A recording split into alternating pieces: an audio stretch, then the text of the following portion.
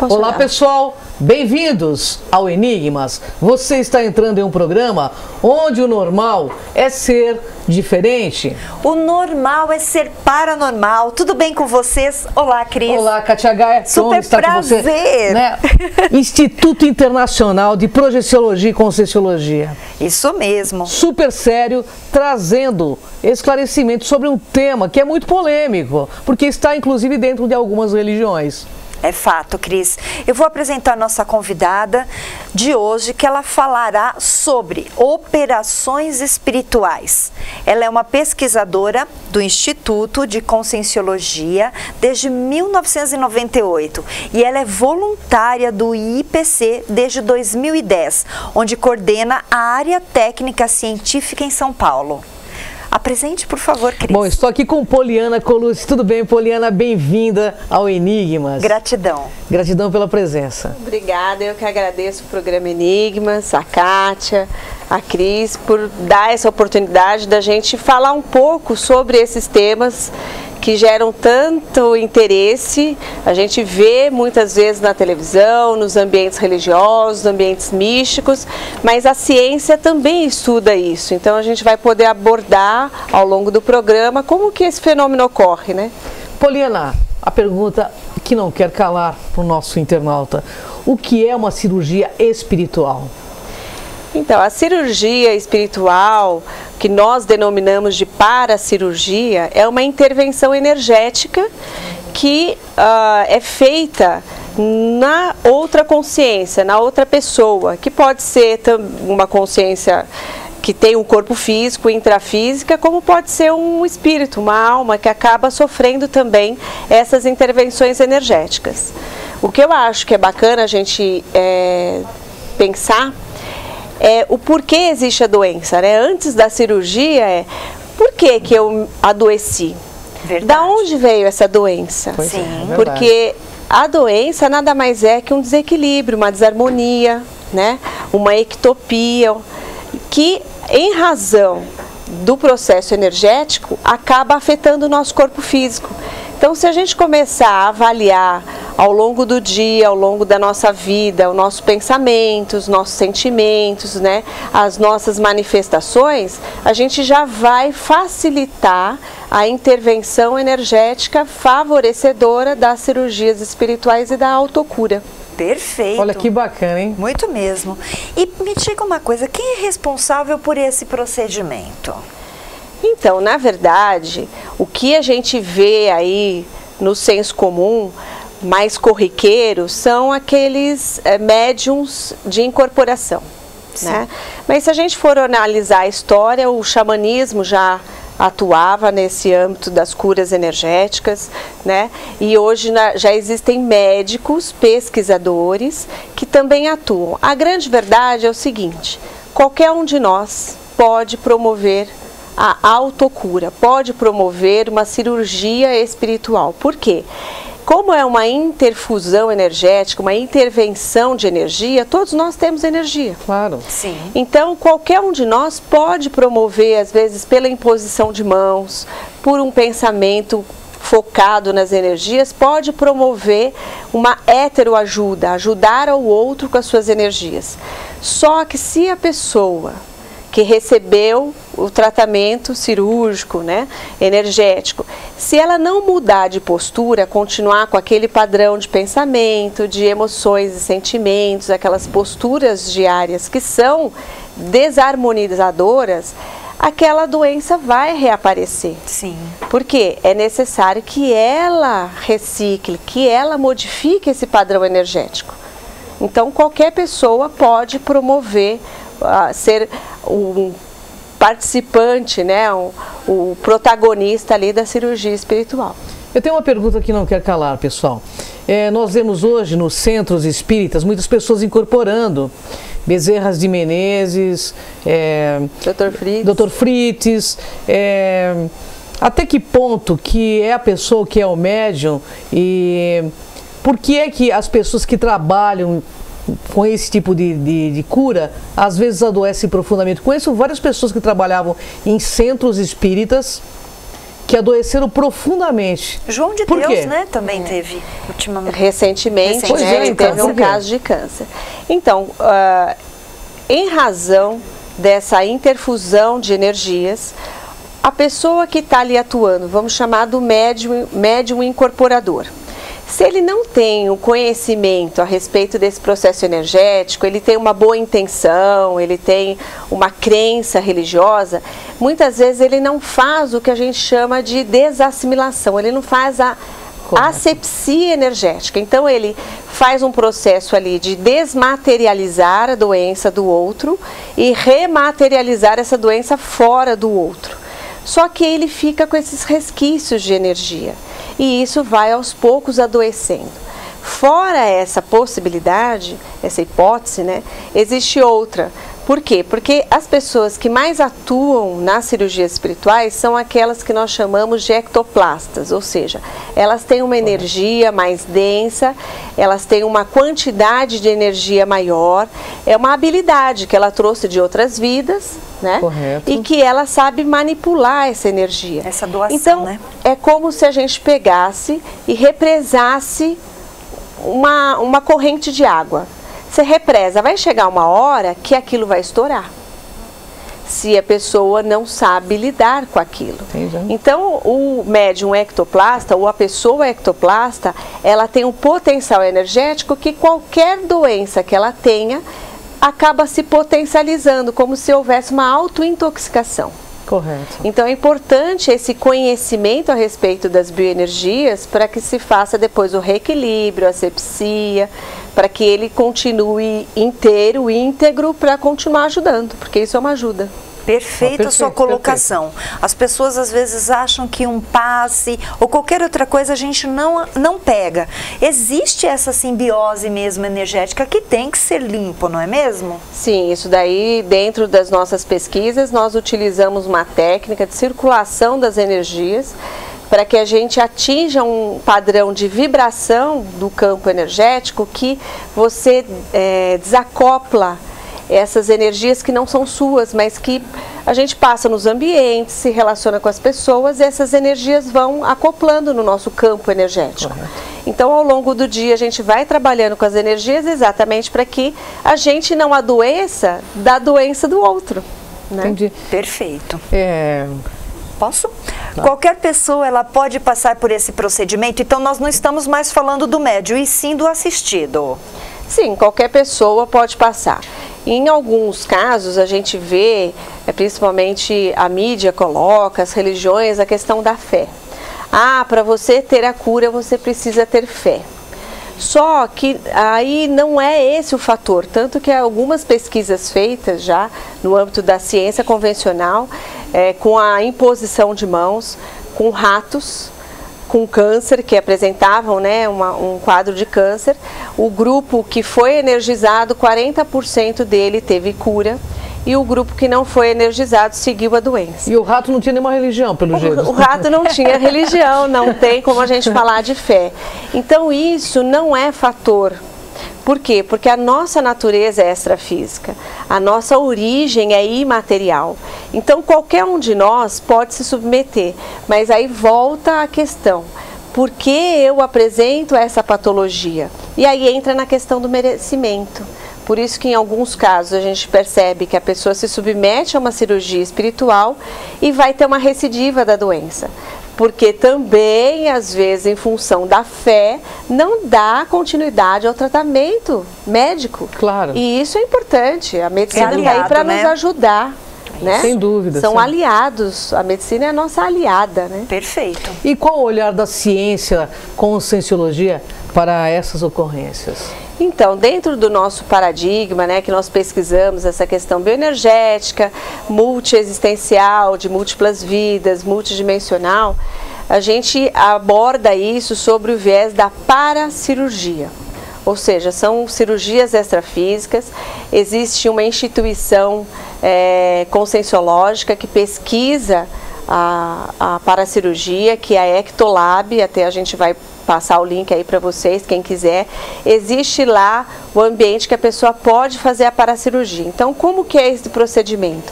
Ele é anônimo. A pessoa manda lá o seu pedido de paracirurgia, ela vai receber um procedimento que ela deve observar ao longo daquele horário pré-específico, são todas as sextas-feiras. Ela vai estar na sua casa e um grupo vai estar reunido ou em São Paulo ou em Foz do Iguaçu sem conhecer essa pessoa.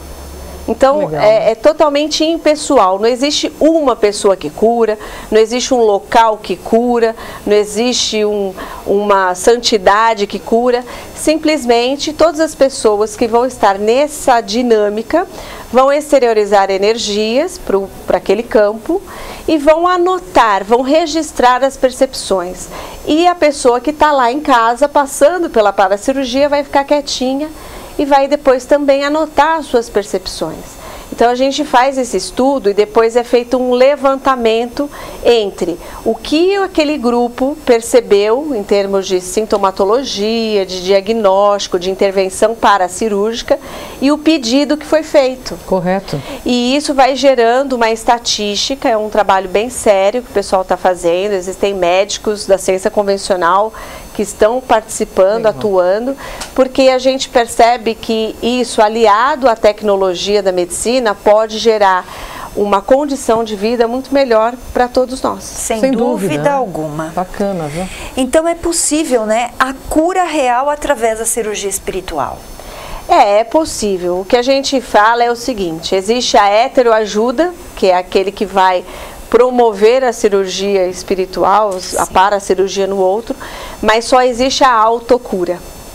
Então eu sou ajudado, porque esse é o processo de evolução. Nós evoluímos em conjunto, em grupo, nós estamos aqui para nos ajudar, né? O menos doente ajudando o mais doente, e assim a gente vai caminhando. Então, na medida em que eu recebo essa heteroajuda, da intervenção energética, da paracirurgia, tem o processo da retribuição, né? A lei de causa e efeito. Claro. Então eu vou retribuir fazendo o quê? Mudando a minha postura, porque é aquela história. Não adianta eu ir lá, fazer uma intervenção paracirúrgica, tirar um câncer do pulmão e a pessoa na semana seguinte está fumando. É verdade, claro. Né? Então ela não está colaborando, ela não está sendo merecedora, ela nem quer, na verdade, ser ajudada, porque ela não se ajuda. Então a gente não tem como tirar isso do outro. Aí por isso que é o processo heteroajuda, autocura. Eu tenho uma pergunta, está fora do script, mas eu vou fazer. Não tem problema. Eu estive pesquisando muitos anos em centros, né, que diziam curar, né? E o que eu percebi assim, que existe muito ego do médium que diz que cura. É muito ego, muita historinha que é contada, aí você vai pesquisar para saber, não tem nada daquilo, não tem nenhum laudo de cura, eles não fornecem. Fica tudo no campo da fé. E isso eu acho muito lamentável, porque é legal vocês fazerem esse tipo de comprovação. Perfeito. Na verdade, essa situação desses shows fenomênicos de cura que a gente vê e que o pessoal divulga, né? Acaba gerando um descrédito para algo tão sério como é a paracirurgia. Sim. Então, o que acontece nesses ambientes é que esse médium incorporador, esse médium ectoplasta, muitas vezes ele começa pelo processo pessoal de vaidade, sem dúvida, né? Somos humanos, estamos humanos na verdade, né? Ele acaba achando que ele pode tudo. É verdade. Né? É como se fosse o semideus. Então, eles vão perdendo a mão, vão fazendo as coisas sem perceber, e aí entra todo um interesse também de financeiro, né? Tem locais que a pessoa ela não paga a cirurgia, entre aspas, mas né? Ela tem que comprar água fluidificada, ela tem que ter a hospedagem. Né, que vem lá dentro. Então essa coisa... É um ganho secundário, você está falando. É um ganho, tem um ganho financeiro, porque ela acaba, em razão do status, né, do renome, ela começa a ter vantagens financeiras, né, ela é convidada para viagens, para programas, para negócios. Então ela começa a ter um ganho financeiro e ela se alimenta daquela energia. E aí entra esse aspecto do que nós chamamos de cosmoética. Sim. Então sai a assistência, né? Sai a assistência e entra o ego da pessoa. E aí a prioridade dela é ela se promover e não mais promover a cura. promover a assistência dos outros. E o que eu queria também falar, Kátia, claro, se você fazer a sua pergunta, e que hoje, inclusive, no meio ufológico, a gente vê muitos ETs aí, pseudo-ETs, incorporando em pseudos médiuns, dizendo que vem lá de Marte, de Júpiter, para fazer operações espirituais. Também sem nenhum laudo médico, tudo na base da fé, como se a ufologia não fosse uma ciência, levando então a ufologia a se tornar uma religião que não tem nada a ver, né? Isso é bem anticosmoético, não é? É, porque a gente, no fundo, você, ao invés de gerar o esclarecimento das pessoas, a ampliação do discernimento a respeito da condição delas, você gera a crença. E toda crença é limitante. Por quê? Prisão, né? Você acredita que vai ter que vir alguém materializar na sua frente para que aconteça sei lá o que na sua vida. Então a crença ela é limitante e é isso que faz as pessoas muitas vezes pararem no processo evolutivo. E também até nesse processo de cura. Poliana, eu quero parabenizar primeiramente o Instituto por esse trabalho, por ser à distância, porque muitas pessoas às vezes não podem se deslocar, né? Às vezes a gente não sabe o problema financeiro que ela tem e vocês estão proporcionando a todas as pessoas, independente de cor, de credo, de situação econômica. Então eu parabenizo muito, de verdade mesmo. E é bacana você trazer esse aspecto, porque a gente realmente não sabe quem são as pessoas. Isso é legal. Os nomes não são falados, nem depois da pesquisa, porque aí entra no âmbito do processo, da metodologia de pesquisa científica, que você tem que preservar isso para que não haja sugestionamentos e tudo mais. E o que também é relevante, todo o trabalho é voluntário. Olha que legal. Então, nós também não ganhamos nada com isso. O trabalho é voluntário, as pessoas se disponibilizam a fazer isso para ajudar quem elas nem conhecem. E, no fundo, quem é mais ajudado? É a gente mesmo. Sem dúvida. Porque o processo evolutivo é essa troca que a gente tem a oportunidade de fazer. E as pessoas, elas têm muita curiosidade em saber como é possível fazer a cirurgia, então, fora do ambiente hospitalar. Em todas essas situações, né, que a gente falou, até mesmo em centros espíritas, às vezes você projetado fora do corpo, você também passa por uma cirurgia extrafísica. Então a gente tem vários relatos das pessoas que acabaram nas vivências extracorpóreas sofrendo uma intervenção cirúrgica. E no site da Ectolab, que é www.ectolab.org, existe a possibilidade da pessoa entrar lá, colocar o seu nome, ela vai colocar o histórico e aí ela recebe uma data em que ela vai, e o procedimento que ela deve ficar lá quietinha, né, pouca alimentação, para que a energia dela não fique cuidando, né, do processo gástrico ali, para que ela possa realmente se dedicar ao momento da paracirurgia. Sim. E existe algum risco ou sequela decorrentes aí da cirurgia ou não? Olha, risco, eu a princípio entendo que não existe em razão dessa intervenção energética. Entretanto, toda cirurgia, ela tem uma sequela, né? A gente tem uma cicatriz. E existem as cicatrizes físicas e existem as cicatrizes energéticas, emocionais. Eu considero que as nossas cicatrizes, elas estão ali sempre para nos lembrar de quem nós fomos, por que nós produzimos aquela doença, lembrar que nós recebemos ajuda e lembrar daquilo que a gente não deve fazer mais e também daquilo que a gente deve retribuir. Então eu acho que isso enriquece muito o processo individual da gente e faz com que a gente tenha um pouco mais de fraternismo em relação às pessoas. Sem dúvida, sem dúvida. Para doar as suas energias, doar seu tempo, doar a sua disponibilidade nesses trabalhos e nessa pesquisa sobre a ectoplasmia. Sim. Bem, eu sei que você falou já disso, mas vamos frisar, porque a gente ouve muito isso no contexto religioso. Podemos curar ao outro? Não. Não existe a heterocura. Por quê? Porque o processo evolutivo, o processo da cura, ele envolve a questão da autorreflexão, do autodiscernimento, da autocompreensão, do autoperdoamento, para que a gente consiga entender todos os detalhes da nossa conduta, das nossas emoções desequilibradas, a gente compreender que não só o outro erra, a gente erra também, sim. né? E que é um caminhar. Se a gente admitisse que existe a heterocura, então não haveria sentido o processo evolutivo. E não haveria lógica por que um está doente e o outro está curado, né? E então, assim, há uma falta de lógica. As pessoas falam dos milagres, né? Isso muitas vezes é uma necessidade do ser humano. A pessoa tem uma carência emocional, ela precisa acreditar em algo externo a ela, ela precisa acreditar que alguém vai intervir por ela, porque ela não se sente capaz. E dentro do paradigma consciencial, dentro das pesquisas, que é aberta a qualquer pessoa interessada, não existe o escolhido, não legal, existe, né? Conhecimento fechado a quatro paredes, biblioteca fechada a 7 chaves. Qualquer pessoa pode ter esse conhecimento, ela pode se esclarecer a respeito disso. E aí ela vai promover a autocura. Mas a gente está o tempo inteiro se ajudando. Claro. Então existe essa intervenção, mas não existe um milagre.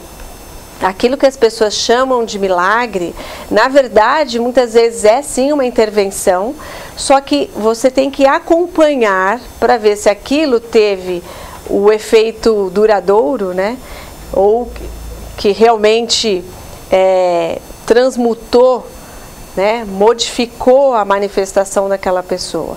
Então, quando a gente observa algumas coisas que a gente vê por aí, principalmente nos âmbitos da religião, a gente percebe que tem muito mais relação com a carência das pessoas, né, do que com o esclarecimento e a cura real, né? Sim. Olha que legal, né? Não acredite, saiba que né? Pesquise. Bom, pessoal, tem uma pergunta aqui que vai ser bem legal. Por que nós vemos na mídia aí, a gente vê ocorrências de morte violenta, né? De médiuns de cura. Isso seria um acidente de percurso? Explica pra gente, Poliana. Então, como a gente comentou, esses médiuns de cura, eles são ectoplastas. O ectoplasta, né, a energia, o ectoplasma, é uma energia quase material, semimaterial. Ela tem até células orgânicas, de tão densificada que ela é, por isso, muito utilizada nos processos e nos fenômenos de materialização. Né? Esses médiuns, eles têm essa grande facilidade, eles têm muita energia de ectoplasma e aquela questão de negligenciarem os cuidados consigo próprio, por acharem que estão acima de qualquer condição do intrafísico. Então acabam ficando desatentos em relação à própria saúde e essa energia no seu entorno, quando ela, principalmente quando a pessoa não vai se desviando do processo da cosmoética, essa energia ela pode ser manipulada por outras consciências que também entendem de energia. E muitas vezes acaba que a pessoa se envolve em situações de morte violenta, acidente de carro, né? Teve um caso aí no Rio de Janeiro, ano passado, acho que foi de esfaqueamento. Então, em razão dessa abundância de energia de materialização, e o descuido a respeito do seu padrão de pensamento, de sentimento, da intencionalidade com que faz esse trabalho, né? Acaba tendo uma autoexposição muito grande e fica negligente, displicente com aquilo que ele também veio aprender. Porque até esse médium tem coisas a reciclar, a melhorar, sem dúvida, e a aprender. Claro. É verdade. Bem, antigamente, nessas cirurgias espirituais, em alguns médiums, eles utilizavam incisões, usavam bisturi. Hoje, nos tempos modernos, nós sabemos aí das doenças que se originam por causa do sangue. Qual é o seu ponto de vista? Não há necessidade? Existe necessidade disso? Não, não há necessidade, porque essa incisão, ela é energética. Entretanto, em razão do show fenomênico que existe no entorno dessas cirurgias espirituais, e às vezes a necessidade da própria pessoa, na própria medicina existe o efeito placebo. Existe aquela cirurgia que não é só feita uma incisão e não é feita a cirurgia. e também tem esse efeito placebo. Então, muitas vezes, isso tem mais a ver com a necessidade do assistido, da pessoa, do paciente que vai se submeter àquilo, para que ele acredite que ele foi curado, como se tivesse aquilo um estímulo, para que então resultasse na cura, digamos. Só que, de fato, o que a gente pôde ver ao longo aí desses anos todos é que cada vez mais isso vem sendo reduzido nesses ambientes em razão das contaminações, não só dos médiums e da equipe que trabalha, como a contaminação dos pacientes. Por quê? Porque não existe asepsia desse material, o ambiente, não existe um campo, né? Quando a gente passa por uma cirurgia no hospital, o campo é todo esterilizado, né? O centro cirúrgico é esterilizado, a gás é esterilizada, e nesse ambiente não.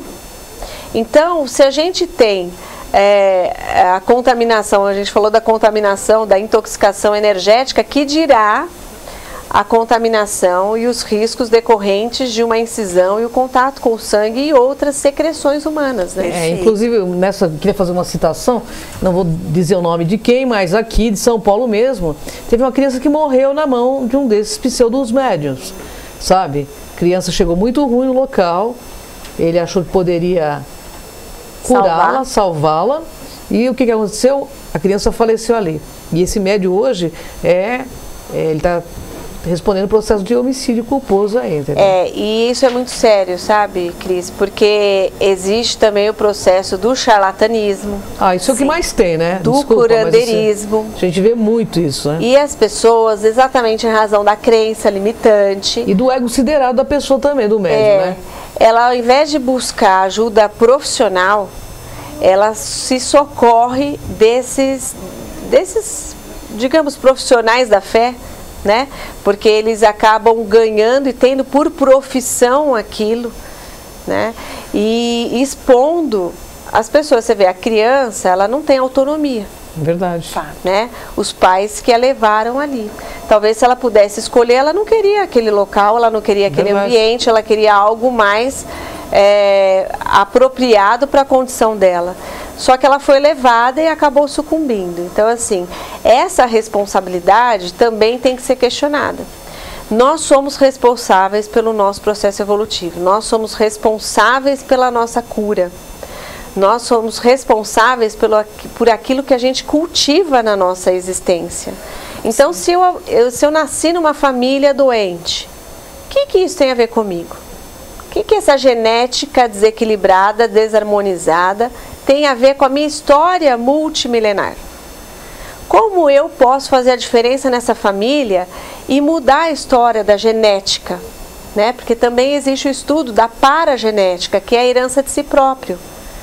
Então, todos esses questionamentos devem ser feitos para a gente avaliar o nível de seriedade desses trabalhos feitos por esses profissionais que se apresentam e que se mantêm através desse tipo de atuação, de intervenção, dita como cirurgia espiritual.